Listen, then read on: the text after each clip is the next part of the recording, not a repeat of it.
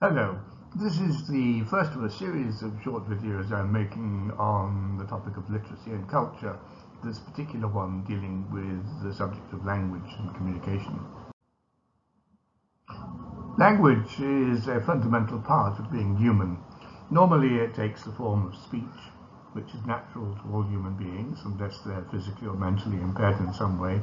It's an innate potential and often regarded as a defining characteristic of being human.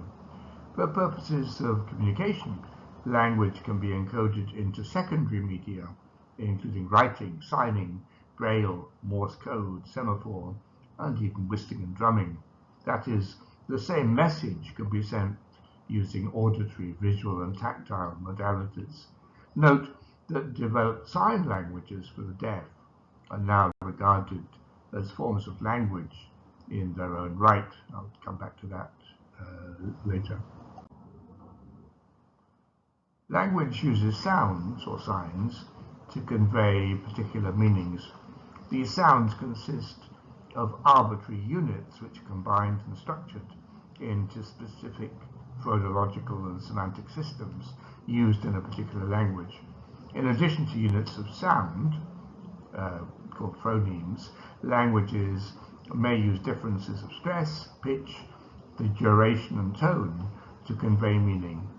The number of phonemes varies greatly between languages, with estimates ranging from 141 separate phonemes, including a large number of clicks, for the Tar group of Khoisan in southern Africa, to 11 for Rotokas on the island of Bougainville.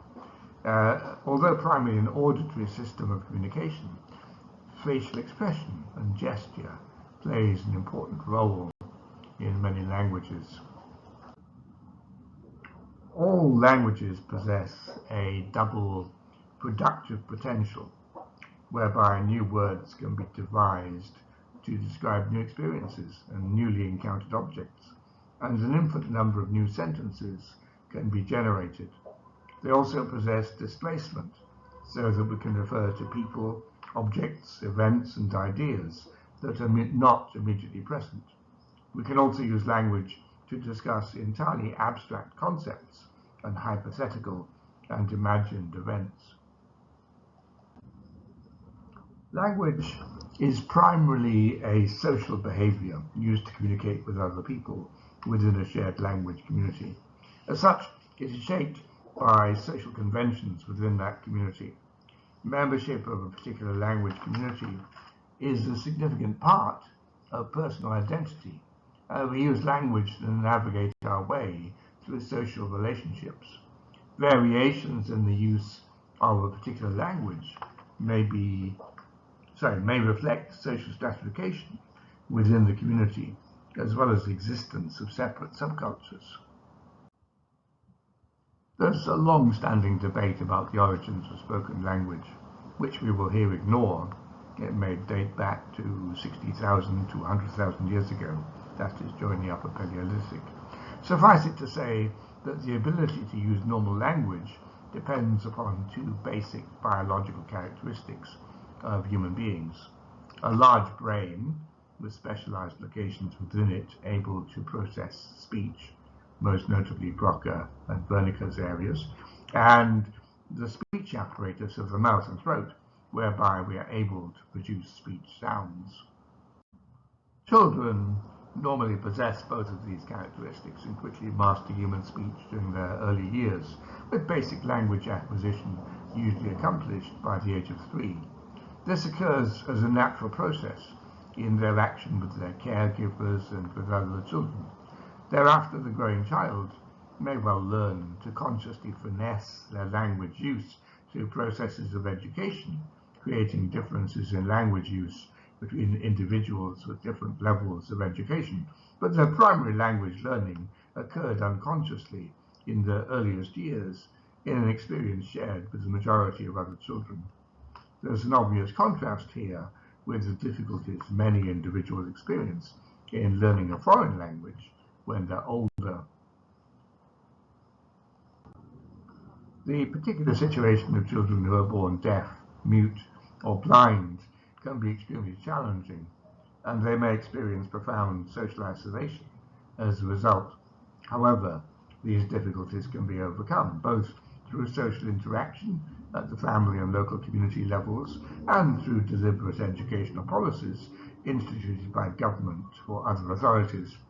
The development of sign language systems by and for the deaf and the invention of Braille as a system enabling the blind to read are fundamental here.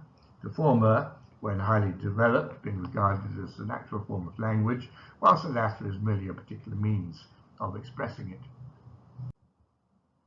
Sign languages are a form of complex human communication that go beyond mere gesturing. They are primarily used by individuals who are deaf, particularly if they've been deaf since birth, but they're also used by hearing people who interact with those who are deaf, and sometimes in limited form by those who want to communicate with others without speaking, as with North American Plains Indians who developed a signing system to communicate with people of different language communities, or indigenous Australian tribes who observed extensive speech taboos during rituals for mourning and initiation. If a child is the only deaf person in the family or local community, they're likely to develop their own system of signing in order to communicate with those they interact with. Without further support, this system of home sign is likely to be very basic and not a complete language. It is idiosyncratic to the particular family and not passed on from one generation to the next. It is inadequate for the intellectual development of the child. Hence, the common traditional idea or prejudice that deaf mutes lacked intelligence and could not be educated. The situation changes significantly if there are a number of deaf children in a family or local community, and the deaf learn to communicate with others who are deaf, as well as with those who are not deaf. In these situations, a distinct sign language can develop and be passed on to future generations. If the deaf individuals are well integrated into the wider community, the sign language may be widely known by those who are not deaf. Sign languages predate modernity. Plato referred to sign language in ancient Athens, and when Europeans arrived in the Americas, they discovered that some of the peoples they encountered had their own sign languages. In early modern Europe, there were several hearing individuals who pioneered various approaches to teaching deaf mutes to communicate. These included Pedro Ponce de Leon, a Spanish monk who devised the first manual language for the deaf, developing the simple hand gestures used by monks who had taken a vow of silence, and Juan Pablo Bonet, a Spanish priest who published the first modern account of phonetics, including a manual alphabet for the deaf. Another was the Scottish school teacher, George Delgado, who devised his own manual alphabet for the deaf in 1680, as well as working on an improved system of shorthand. These efforts continued in the 18th century, notably with Jean-Michel de l'Épée, a French priest dubbed the father of the deaf, who dedicated himself to the education and religious salvation of the deaf, establishing the world's first free school for the deaf in 1760. Between them, these men revolutionized the lives of the deaf and their status in society. In some countries, the deaf had been excluded from inheriting property and from receiving Catholic communion. They also laid the basis for the development of the Spanish, British, and French systems of sign language. In modern societies, many countries now have separate schools for the deaf, in which case children are instructed in a particular sign language. But even without such instruction, when large numbers of uneducated deaf people congregate in a town or city, they may develop their own distinct sign language. Again, in recent years, authorities in some societies have recognized the existence of the deaf minority and begun to cater to their needs with modern technology, such as employing sign language interpreters to sign spoken language on television programs and at some public events. There are now probably over 200 separate sign languages in the world. some with a large number of users. Note that sign languages do not necessarily reflect the spoken languages of their societies, although there are instances in which particular sign languages employ a system of spelling out written words, but this is not universal. Thus, Britain and the United States have different sign language systems, despite sharing a common language, American Sign Language having developed out of the French rather than the British system. And the South African system is shared among speakers of a variety of languages. Sadly, because of the history of racial segregation, there is a separate Black American Sign Language in the USA. Linguists have come to realize that developed sign languages are genuine languages. They combine the use of hand gestures and facial expressions, but they are not just a visual representation of spoken language, nor are they a form of mime. For example, the concept of smiling is represented by a hand gesture and not by a mimicked smile. They include arbitrary signs, as do spoken languages, which are combined into meaningful units, their own rules of grammar. So, for example, it's possible to create subordinate clauses and their own rules for conducting conversation. Like spoken languages, they are most easily learnt in childhood rather than in later life. Turning to language learning. Each of us learns a particular language, or in some cases languages, depending on the environment we grow up in. In a sense, most of us inherit the primary language or languages we learn as small children from our caregivers and the wider circle of family and friends we regularly interact with. This learning is informal and unstructured. Some people later go on to learn additional languages, whether formally in schools or informally through interaction with a different language community. But their fluency in this second language or languages is rarely as fluent as that in their mother tongue. Note that with globalization, second language learning is likely to be far more common than it was in the past, as more people travel or choose or are forced to migrate to countries where they, and more particularly their children, learn new languages. Modern media, film, television, the internet also expose us to new languages, particularly those which are regionally or globally influential. And there are greater opportunities to learn foreign languages. Those who master two languages successfully are described as bilingual, and those who master a number of languages as multilingual.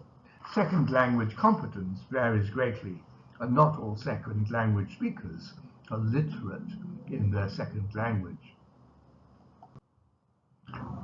In all of this, situational motivation is important. Those who have a good reason to learn a second language are far more likely to be successful than those who haven't. New immigrants concede that learning the language of their new abode is likely to have social and economic value for them. School students attending a compulsory foreign language class may not. Studies in Wales found that whilst Welsh-speaking children responded positively to English language classes, as fluency in English gave them more job opportunities outside of Welsh-speaking areas, English children were far less likely to strive to master Welsh, despite having the opportunity to do so. Again, educated citizens of Scandinavia and the Netherlands, speaking languages which are not widely known outside their homelands, are far more likely to be fluent in foreign languages than those of France, Germany, or Britain who speak more internationally known languages. Incidentally, learning a second language is commonly a reminder of how complex languages actually are, with all their vocabulary and rules of grammar. Unlike first language learning, which was largely unconscious and taken for granted, second language learning frequently requires a great deal of effort and is difficult to achieve at a high level of fluency. So, thank you for listening. Next week I'll talk about writing and literacy. From next week onwards, I'll post these videos on Sundays, which is the social science slot on my YouTube channel. Have a good day.